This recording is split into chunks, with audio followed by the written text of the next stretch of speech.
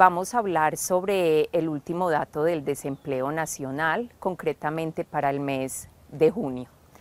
Es importante frente a esta noticia saber que la tasa de desempleo quedó en un 9.3%.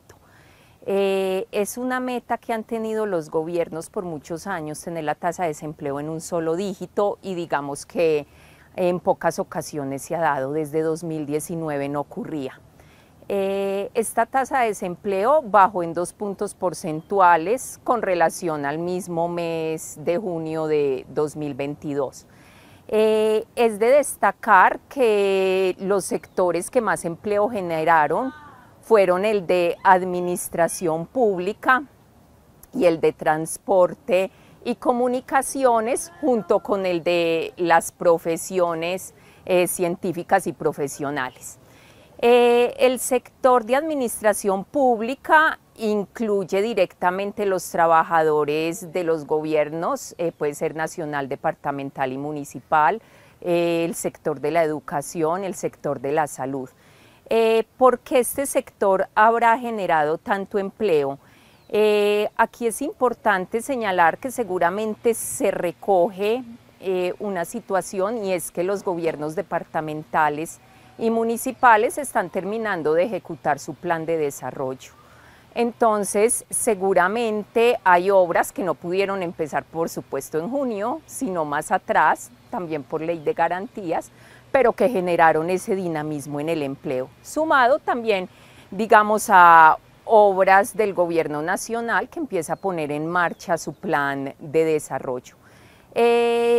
El sector que sigue en generación de empleo fueron las actividades profesionales y científicas.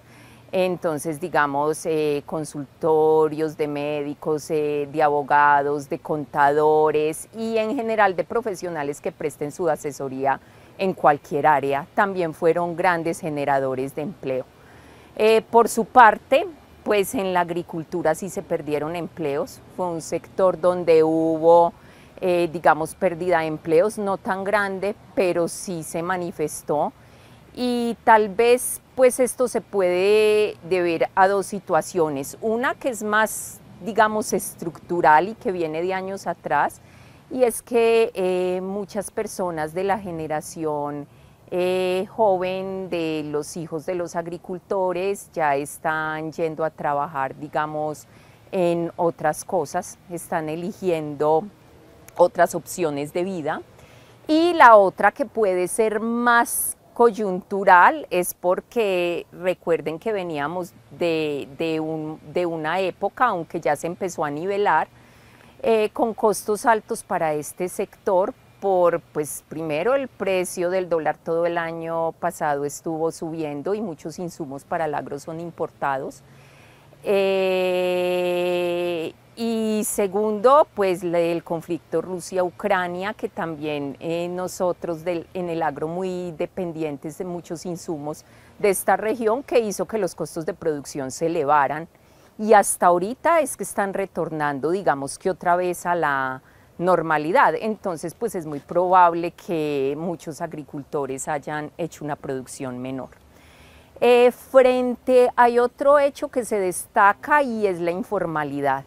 Cuando el gobierno se fija metas en materia de empleo, no solamente hay que reducir el desempleo, hay que aumentar la calidad del empleo. Y la informalidad en nuestro país sigue siendo muy alta.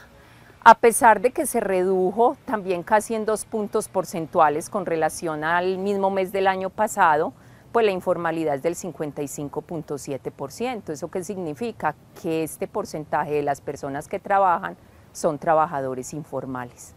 Y muchos de los trabajadores informales en nuestro país, también llamados algunos trabajadores por cuenta propia, devengan muy poquito. Tenemos un porcentaje muy alto, casi llegando al 50% de personas que trabajan y no alcanzan a ganar el salario mínimo, sus ingresos no llegan hasta allá, sumado a que hay veces que no tienen todas las condiciones, digamos, de la seguridad social, principalmente en el sistema de pensiones, que probablemente no estén aportando porque tampoco es que quede muchos recursos. Entonces, pues repito, la informalidad bajó, pero sigue siendo una tasa muy alta en nuestro país. También es importante anotar que hubo una disminución en la brecha de género. Siempre el desempleo femenino en nuestro país, o si no siempre, casi siempre, ha sido más alto que el masculino.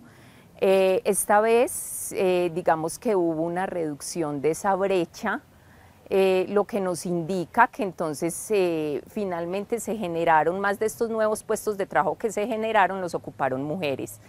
Esta brecha, el desempleo femenino estuvo alrededor del 11.7%, el masculino en el 7.7%, sigue siendo mucho más bajo el masculino, pero se redujo la brecha. Eso también nos puede sugerir que todavía subsisten problemas de discriminación a la hora de contratar mujeres, pero insisto, lo importante es que en este último mes dicha brecha se redujo. Hablando de ciudades, pues del más alto desempleo fue Quibdó, con un desempleo del 26.7%, muy alto, demasiado. La tasa nacional de desempleo en los últimos años más alta nacional fue en 2020 y no se subió hasta el 26.7%. Eso nos da una idea de cómo está el desempleo en Quibdó. Y dentro de las más bajas, pues destaco a Medellín, que es de nuestra zona, por supuesto, con una tasa del 9.2%, un poquito por debajo de la nacional.